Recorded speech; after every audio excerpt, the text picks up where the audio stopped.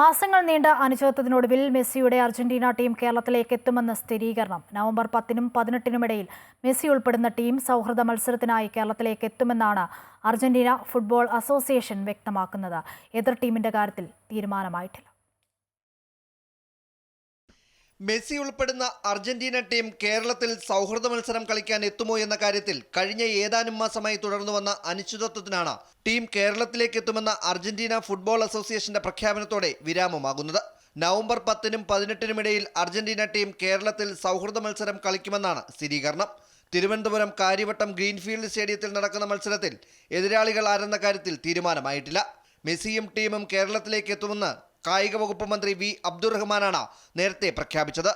തുടർന്ന് ഇന്ത്യയിലേക്കുള്ള ടീമിന്റെ വരവിൽ തീരുമാനമായെങ്കിലും കേരളത്തിലേക്ക് എത്തില്ലെന്ന് വ്യാപക പ്രചാരണം നടന്നു. ടീം കേരളത്തിലേക്ക് എത്തുമെന്ന് അർജന്റീന ഫുട്ബോൾ അസോസിയേഷന്റെ പ്രഖ്യാപനം വന്നതോടെ മെസ്സി ആരാധകരും ആവേശത്തിലാണ്. അമൃത ന്യൂസ്, തിരുവനന്തപുരം.